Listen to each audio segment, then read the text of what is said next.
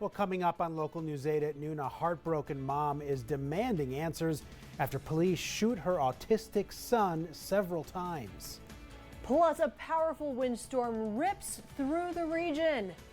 And I will tell you just how much damage was done. And Local News 8's Emma Anacone is live with the latest. Emma?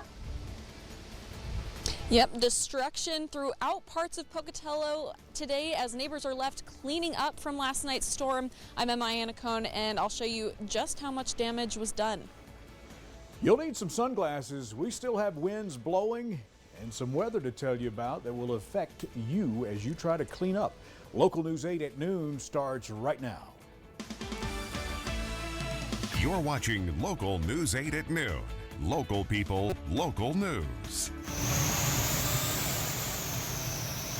Just listen to how hard those winds were howling yesterday. Now, this video shows that not even our 14,000-pound transmitter could withstand those wind speeds last night. Jeez. Good afternoon, everyone, and thank you so much for joining us today. Now, many I know are cleaning up, and hundreds are still without power as wind speeds reached 70 miles an hour in some areas yesterday. Wow, goodness gracious. You guys, take a look at this video. This new video today could explain some of those power outages Dan was just mentioning.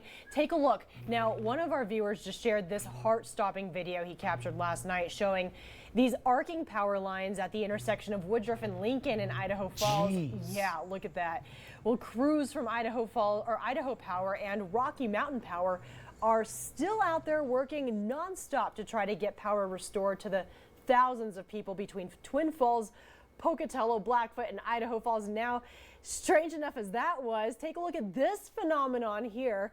Now, this is Pebble Creek, and it shows snow got all the way down to the base in some parts of the mountain overnight. Wow. Now, keep in mind, guys, it's only September 8th.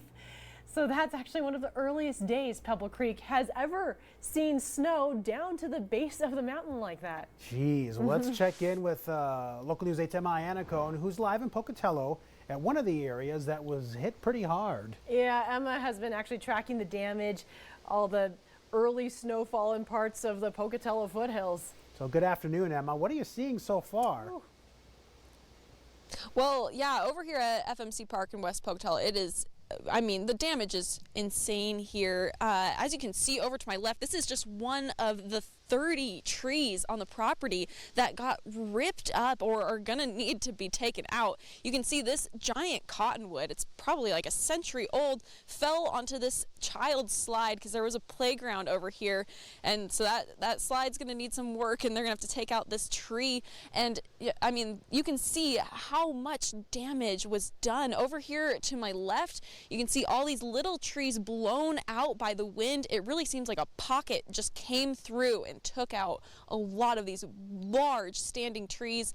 Their house, just the people that live here and take care of the grounds here, their house is so lucky to not have a tree fall on them. But they did have some structure damage to, some of the toilets here, some of the bathrooms, and some of their power lines as well are going to have to be looked at by Idaho Power. They're on their way.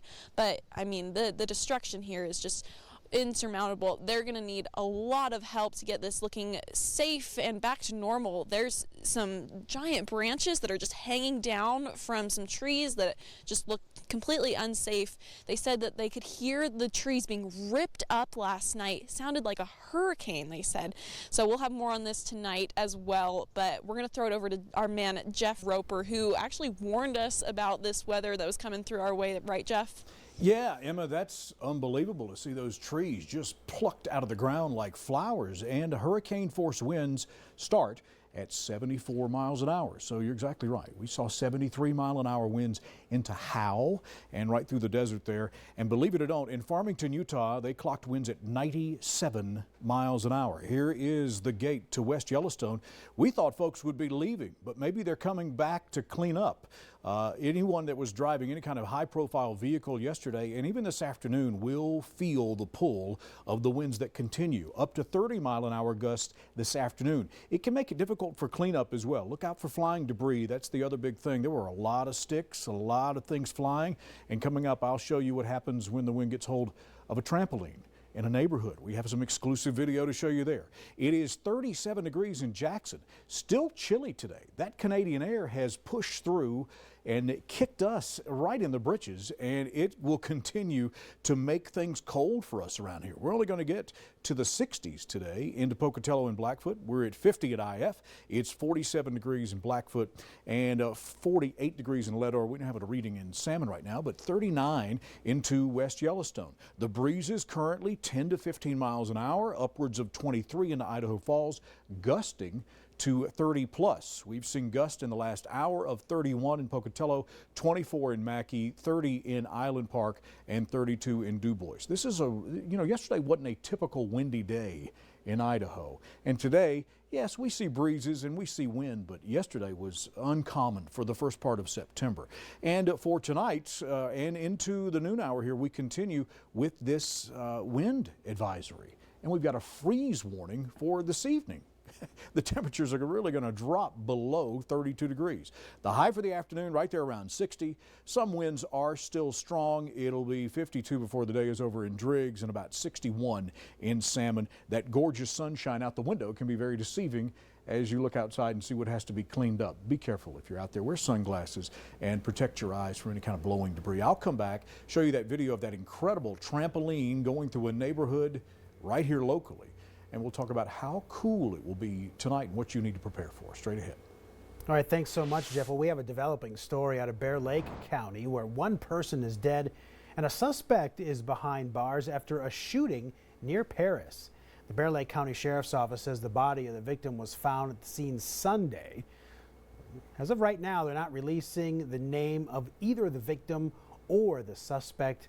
We'll be sure to update you as investigators provide more info. We'll do that on our website at localnews8.com. And a 21-year-old woman is dead after a crash on Highway 33. Thomas Munch was driving just west of Teutonia last night. Macy Ball and her passengers, Lauren Ball and Mackenzie Shepard, were heading east when the cars smashed head-on. Well, Shepard died at the scene. Authorities say she was wearing a seatbelt.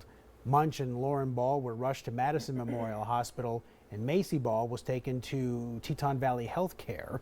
No word on their conditions or even what caused the accident. And 5 people are recovering after a 20-foot trailer flipped over along I-15 yesterday afternoon. ISP says it happened just before 2 p.m. north of Malad.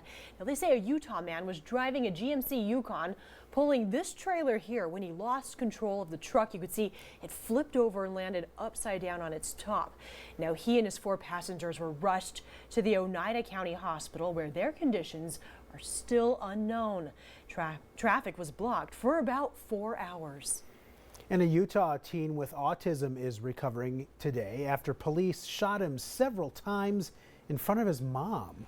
Yeah, Kelly Vaughn tells us it started when the boy's mom called the police for a crisis intervention, and it quickly escalated. Friday night in Glendale, Golda Barton called police to help her with her son. It was less than 5 minutes. How could it have escalated in less than 5 minutes? He was running away. He was running away. Barton says her 13-year-old son, Lyndon, was running from police because he was scared. He didn't want to be taken to the hospital. Lyndon has autism and Asperger's and was extremely upset. Barton called the police and asked for a crisis intervention team that knows how to deal with people with mental health issues, okay? So you call them, and they're supposed to come out and be able to de-escalate a situation using the most minimal force possible. Telling officers her son needed to be taken to the hospital for treatment. I said, look, he's unarmed, he doesn't have anything, he just gets mad and he starts yelling and screaming, and he's a kid, he's trying to get attention, he doesn't know how to regulate. When police arrived, her son ran away. One Salt Lake City police officer fired their weapon. And I hear, get down on the ground, get down on the ground. Get on the ground! Bam, bam, bam, bam, bam, bam, bam, bam, bam! Police said they were responding to a juvenile psych episode and had reports that Linden had made threats with a weapon, but haven't yet said if a weapon was recovered at the scene. Barton says he didn't have one. And I thought my son was dead, and they didn't tell me he wasn't dead, and they wouldn't let me go to the hospital for like a long, long time. Linden is now awake, but his recovery will be an extremely long one. Barton says she takes solace in the support from her community, but needs answers from police. Why didn't they tase him? Why didn't they shoot him with a rubber bullet? He's a small child. Why don't you just tackle him? You are big police officers with massive amounts of resources. Come on, give me a break. Well, coming up, 2 supporters of the poisoned Russian opposition leader are also now in the hospital. We'll explain why in just a little bit. But first, Jeff. It's a windy afternoon. The wind advisory has been extended until 5 o'clock tonight, and we have a freeze watch. The weather continues to be cold and breezy. How fast will the winds be this afternoon? I'll tell you next. You're watching Local News 8 at noon. Local people, local news.